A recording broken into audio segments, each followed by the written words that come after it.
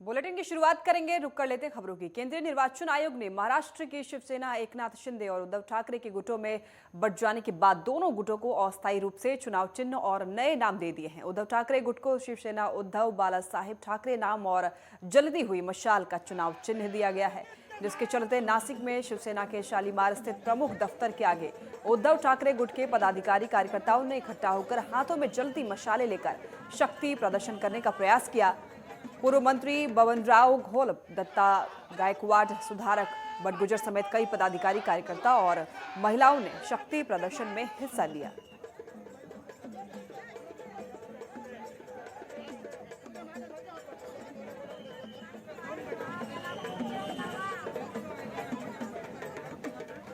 महाराष्ट्र के नासिक से आपको ये खबर बता रहे हैं, जहां पर शिंदे और उद्धव ठाकरे गुट को चुनाव चिन्ह मिल गया है। दोनों गुटों को चुनाव चिन्ह और उन्हें नाम दे दिए गए हैं। आप देख सकते हैं, इनको जो चुनाव चिन्ह मिला है वो जलती हुई मशाल का चुनाव चिन्ह मिला है और इसके बाद लोग शक्ति प्रदर्शन करते हुए नजर आए। इन तस्वीरों में भी आप देख सकते हैं, जलती हुई मशाल को हाथ में लेकर शक्ति प्रदर्शन करते हुए यहाँ पर लोग नजर आ रहे हैं।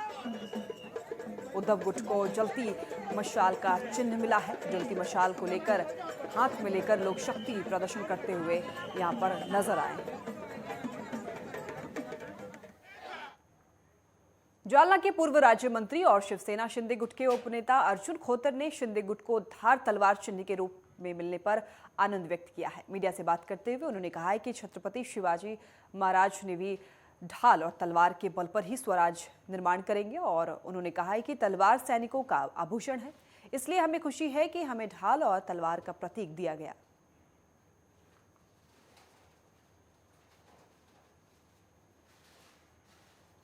आम्हाला या सर्व बाबीचा ढाल तलवार ही सैनिकाचं आभूषण आहे।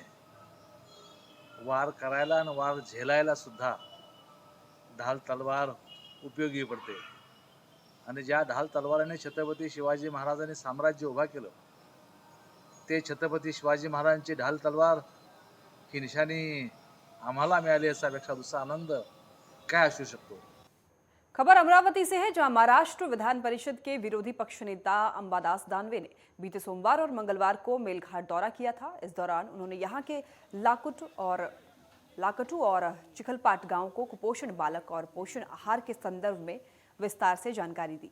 साथ ही फसल नष्ट होने पर आत्महत्या करने वाले युवा किसान अनिल सूरजलाल ठाकरे के परिवार से भी मुलाकात कर उन्हें भेंट भी दी।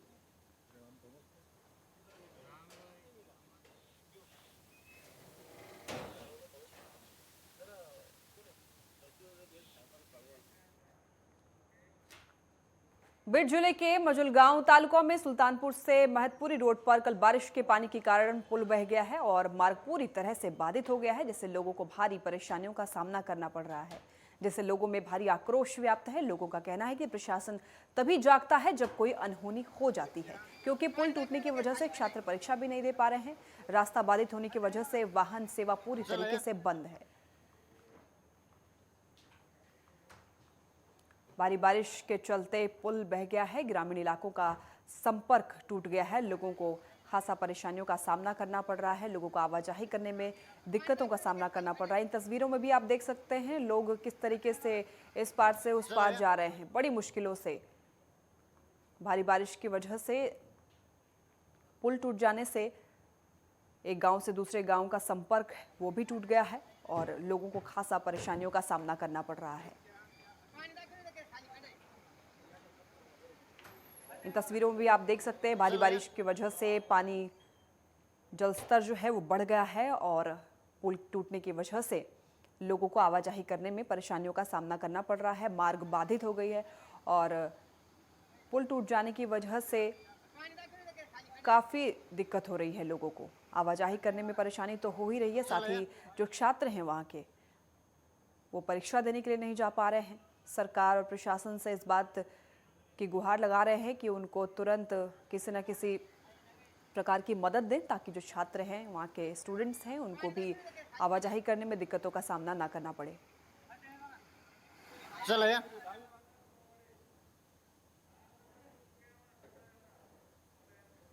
इसी खबर पर हमारे साथ ज्यादा जानकारी के लिए राज रतन जुड़ गए हैं। राज रतन जी, बताएं इस खबर पर क्या है पूरी जानकारी।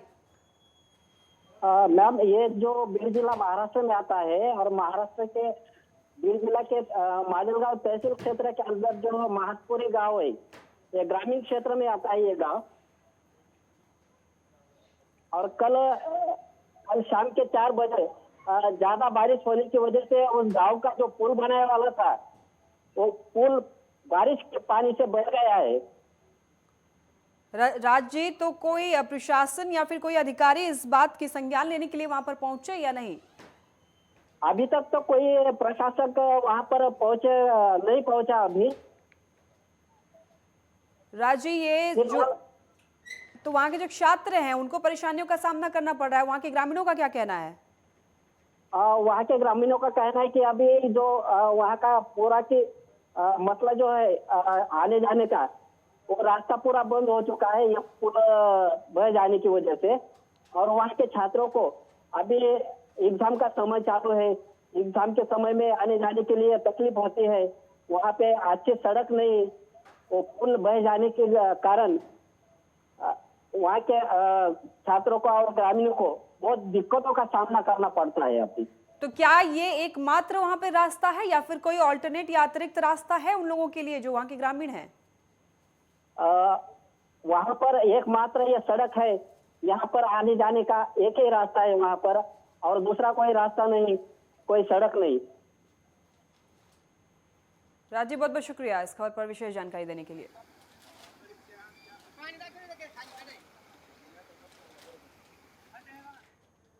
चलिए यहाँ रुकेंगे एक छोटे से ब्रेक के लिए, फौरन लौटेंगे।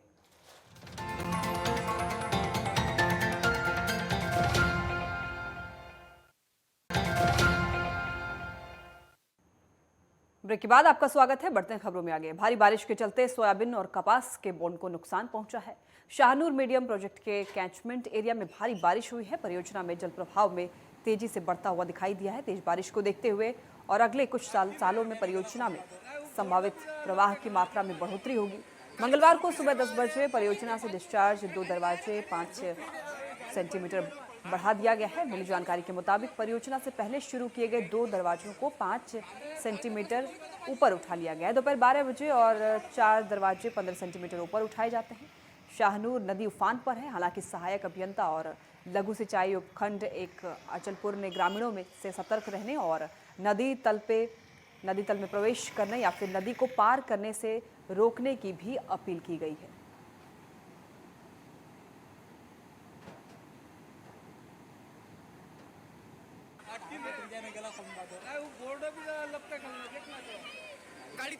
महाराष्ट्र के अमरावती से आपको ये खबर बता रहे हैं, जहां पर तेजी से शाहनूर नदी का जलस्तर बढ़ रहा है। शाहनूर नदी के 4 दरवाजे 15 सेंटीमीटर खुल गया है। सोयाबीन और कपास की फसल को भी नुकसान हुआ है। तेजी से बढ़ रहा है शाहनूर नदी का जलस्तर, इससे खतरा मंडरा रहा है लोगों पे। सोयाबीन और कपास की फसलों को भी काफ़ी ज़्यादा नुकसान हो रहा है। भारी बारिश, लगातार कुछ दिनों से बारिश की वजह से शाहनूर नदी उफान पर है। जलस्तर काफ़ी ज़्यादा बढ़ गया है, जिस वजह से सोयाबीन और कपास की फसलों को भी लगातार हो रही बारिश से नुकसान झेलना पड़ रहा है। भारी बारिश की वजह से किसानों को भी काफ़ी ज़्यादा तकलीफ है। आम जनता को तो तकलीफ है ही, लेकिन किसानों को ज़्यादा तकलीफ है क्योंकि सोयाबीन और कपास जो है उसकी फसल को नुकसान पहुंच रहा है।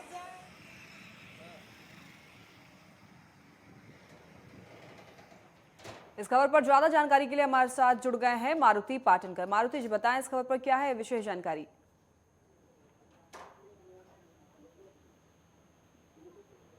हेलो जी मारुति जी, बताएं इस खबर पर विशेष जानकारी क्या है? आवाज नहीं पहुंच रही मैडम, आवाज। मारुति जी, क्या आप तक मेरी आवाज पहुंच रही है? खरखर आवाज आ रही है जी मैडम।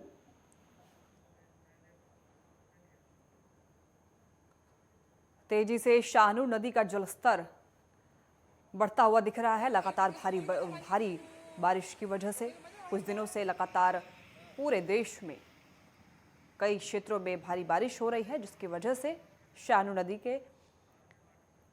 नदी का जलस्तर बढ़ गया है। और इसी खबर पर ज़्यादा जानकारी के लिए हमारे साथ जुड़े हुए हैं मारुति पाटनकर जी। मारुति जी, बताएं इस खबर पर क्या है पूरी जानकारी?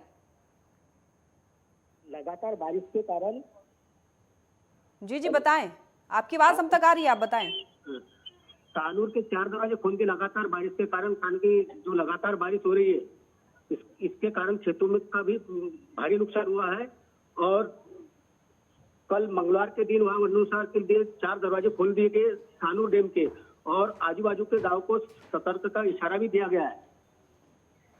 किसानों को किस प्रकार का नुकसान हुआ है मारुति जी? जो फसल है, फसल का बहुत ज्यादा नुकसान हुआ है। खेतों में पानी भर गया है। मारुति जी, आप तो ग्राउंड पे रहते हैं, आपने लोगों से बातचीत की होगी, किसानों का क्या कहना है? किसानों का कहना है कि सोयाबीन की जो फसल है वो फसल पूरी तरह बर्बाद हो चुकी है। प्रशासन से क्या मांगे है उनकी? प्रशासन से ये मांग है कि प्रशासन ने उनको कुछ मुआवजा देने की भी मांग किसानों ने की है। और आम जनता को किस प्रकार की शिकायत है? आम जनता की ये शिकायत है कि हमको अभी दीपावली के पहले हमको मुआवजा मिलना चाहिए। नदी के जलस्तर बढ़ जाने से और आसपास के क्षेत्रों में किस प्रकार से समस्या बढ़ रही है मारुति जी, वो बताएं दर्शकों को। जो है पानी जो है गांव में जो लगातार बारिश के कारण कुछ इलाकों में पानी की जो नदी में पानी की बाढ़ आ चुकी है, वहाँ उनको सतर्क का इशारा भी दिया गया है प्रशासन की ओर से। मारुति जी, बहुत बहुत शुक्रिया हमारे साथ जुड़ने के लिए और विशेष जानकारी देने के लिए। किसानों की मेहनत पर बारिश हमेशा ही पानी फेर देती है, जिससे किसान के सिर पर कर्ज का पहाड़ चढ़ जाता है। इसमें संसार को कैसे चलाया जाए, इस बात से किसानों को मौत का सामना करना पड़ता है। वहीं अमरावती जिले में सबसे ज्यादा यानी कि 232 आत्महत्याएं हुई हैं। हाल ही में हुई बारिश की वजह से सोयाबीन और कपास की फसलों को भी काफी ज्यादा नुकसान हुआ है। हाथों से आई घास को कुदरत ने फिर छीन लिया, इसलिए किसानों की दिवाली अंधेरा होने के संकेत दे रही है। और साथ ही पश्चिमी विदर्भ में पिछले 9 महीनों में 817 किसानों ने आत्महत्या की है। ये बेहद दुखनीय है। विभागीय आयुक्त कार्यालय ने जानकारी दी है कि 379 मामले योग्य हैं और 260 मामले अयोग्य घोषित किए गए हैं। वर्तमान में 178 मामले प्रलंबित हैं और जबकि 379 मामलों को सरकार से मदद मिली है। वहीं सरकार से मदद प्राप्त हुई है और जानकारी विभागीय आयुक्त कार्यालय ने दी है। रुकेंगे यहाँ एक छोटे से ब्रेक के लिए, कहीं मत जाइएगा, देखते रहें आप नेटवर्क 10, जल्द हाजिर होंगे।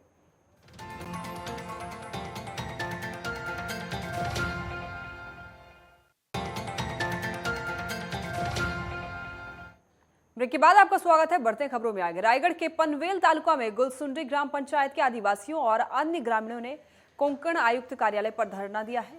ग्रामीणों ने स्वच्छ और नियमित जलापूर्ति के लिए धरना दिया है। ग्रामीणों का कहना है कि उन्होंने कई बार जलापूर्ति को लेकर अपनी मांगे रखी है, लेकिन आज तक उनकी बातों पर ध्यान नहीं दिया गया है और इसी के चलते उन्होंने धरना दिया है। उनको धरना देना पड़ा, उनकी मजबूरी हो गई, जिससे महिलाओं और बच्चों को काफ़ी ज़्यादा परेशानी हो रही है। और इसी के चलते 11 अक्टूबर को सामाजिक कार्यकर्ता संतोष ठाकुर के नेतृत्व में कोंकण आयुक्त कार्यालय में एक रैली का आयोजन किया गया। इस मार्च में लगभग गाँव की 400 महिलाएं और आदिवासी भाइयों ने हिस्सा लिया।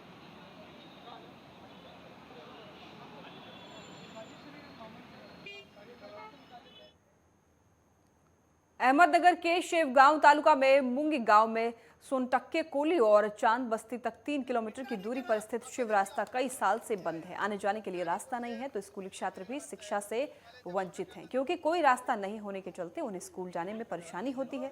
और इसी के चलते शेवगांव तहसीलदार को वंचित बहुजन अघाड़ी क्षेत्रीय उपाध्यक्ष प्रोफेसर किसान चौहान के नेतृत्व में एक निवेदन दिया गया और सड़क खुलवाने के लिए अनुरोध किया गया। शेवगांव शहर में तहसील कार्यालय के सामने यहाँ पर बहुत सारे लोग आंदोलन करते हैं, यहाँ पर मौजूद है। मैं वंचित बहुजन आघाड़ी का शेवगांव तालुका अध्यक्ष हूँ, शेख प्यारेलाल भाई।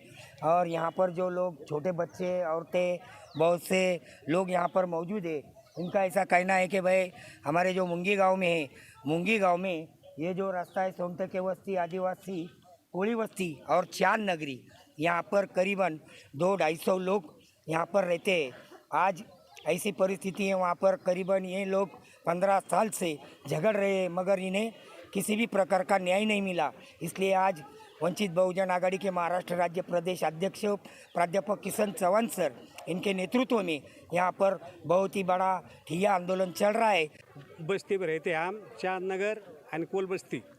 हमको रास्ता नहीं, हम पूरे मतलब थक गए, तभी रास्ता हो रहा नहीं। हम आज तहसील में आ गए, हमको रास्ता होने भी अगर हम ऐसे जाएंगे नहीं। तहसीलदार साहब बोले हम पत्र देंगे तुम्हारे को, आज पत्र देंगे, 2 दिन में तुम्हारा नियोजन कर देंगे। महाराष्ट्र के औरंगाबाद में राष्ट्रीय कृमि मुक्ति दिवस के अवसर पर कृमिनाशक गोलियों का वितरण किया गया। इस दौरान स्वास्थ्य केंद्र गांधीनगर ने राष्ट्रीय कृमि मुक्त अभियान भी चलाया। सभी प्राइमरी और प्री प्राइमरी स्कूलों को डिवर्मिंग टैबलेट दिए गए। वहीं गांधीनगर स्वास्थ्य केंद्र के अंतर्गत लाल बाउटा आंगनबाड़ी खोकड़पुरा में टीकाकरण शिविर का भी आयोजन किया गया। इन सभी आयोजनों में स्वास्थ्य कार्यकर्ता मंगल बंसी भालेराव, यूनिसेफ के सर अशोक वटोरे, आशा कार्यकर्ता अर्चना बाहुल, आंगनबाड़ी कार्यकर्ता विजया गठड़ी, अलका खरात और उनकी सहायिका नीता कीर्ति भी मौजूद रही। तुम्ही घेतली का? काल आपल्याकडे जंतनाशक मोहीम होती।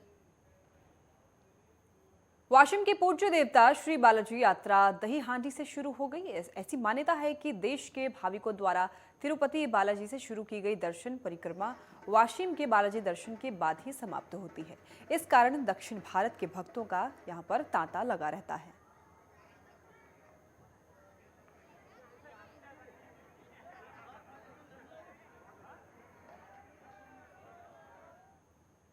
जालना के जामवाड़ी क्षेत्र में घूम रहे युवक ने महिला को पत्थर मारा, जिसके बाद वहां मौजूद लोगों ने उसे पकड़ने की कोशिश की, लेकिन लोगों के डर से युवक ने झील में छलांग लगा दी। जिसके बाद युवक तकरीबन 2.5 घंटे तक झील में तैरता रहा और पुलिस ने युवक को बचाया। बताया जा रहा है कि युवक मानसिक रूप से स्वस्थ नहीं है, मानसिक रूप से बीमार चल रहा है युवक।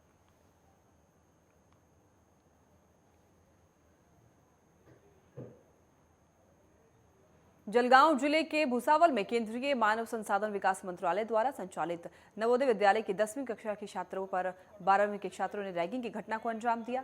रैगिंग के दौरान छात्रों के साथ मारपीट भी की गई। बताया जा रहा है कि प्रधानाचार्य को संबंधित छात्रों के अभिभावकों ने रैगिंग की घटना के बारे में जानकारी दी, लेकिन उन्होंने इस घटना को छुपाने की कोशिश की। मुक्ताई नगर विधायक चंद्रकांत पाटिल और प्रहार संगठन के अनिल चौधरी ने स्कूल का दौरा किया और प्रिंसिपल से इस मामले पर गंभीरता से ध्यान देने के लिए कहा। पहले प्रिंसिपल से शिकायत की गई थी, लेकिन ध्यान नहीं देने की वजह से ये घटना हुई। वर्तमान स्थिति में जिन 12वीं के छात्रों ने इस घटना को अंजाम दिया है, उन्हें स्कूल से निष्कासित कर दिया गया है।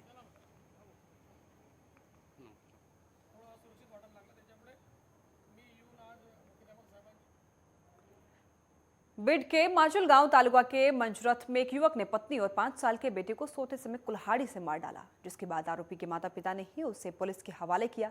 साथ ही पुलिस ने मामले की जांच भी शुरू कर दी है। इस घटना के बाद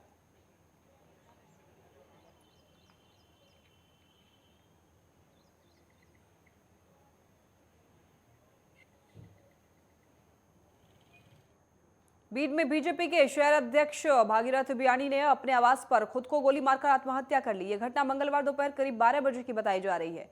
परिजनों को जैसे ही सूचना मिली, उन्होंने उसे बीड के फिनिक्स अस्पताल में भर्ती कराया, जहां डॉक्टरों ने उसे मृत घोषित कर दिया। पुलिस अधीक्षक नंद कुमार ठाकुर, अतिरिक्त पुलिस अधीक्षक सुनील लांजेवार, उपाधीक्षक संतोष वाल्के के साथ स्थानीय अपराध शाखा के निरीक्षक सतीश बाघ, शिवाजी नगर थाने के निरीक्षक केतन राठौड़ अस्पताल पहुंचे। बियानी के शव को जिला अस्पताल लाया गया और जिला अस्पताल में परिजनों समेत बीजेपी पदाधिकारियों की भारी भीड़ उमड़ पड़ी।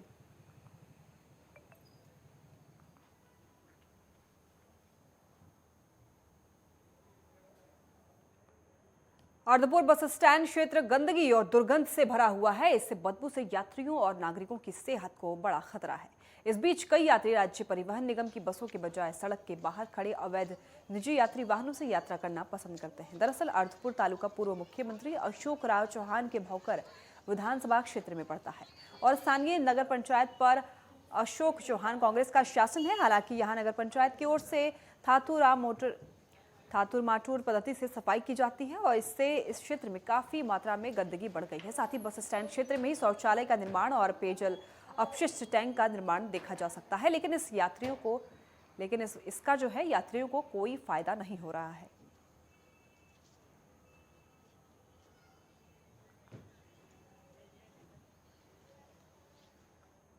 नासिक जिले के त्र्यंबकेश्वर तहसील क्षेत्र में दिरवाड़ी गांव में छात्रों ने जिला परिषद स्कूल को बंद करने के फैसले पर आपत्ति जताई है और स्कूल के छात्रों ने नासिक जिला परिषद पर विरोध प्रदर्शन किया है। छात्रों और परिजनों ने मांग की है कि अगर ये स्कूल बंद कर दिया गया तो बच्चों का भविष्य अंधकार में डूब जाएगा। परिजनों का कहना है कि स्कूल बंद करने से पहले प्रशासन छात्रों से इनके बैग जमा कर इन्हें भेड़ बकरियां भेड़ बकरियां दें। साथ ही प्रशासन को लिखित ज्ञापन भी सौंपा गया है और जल्द से जल्द समस्या को सुलझाने की भी मांग की गई। चलिए फिलहाल के लिए बुलेटिन में बस इतना ही। आप देखते रहें नेटवर्क 10। जय हिंद।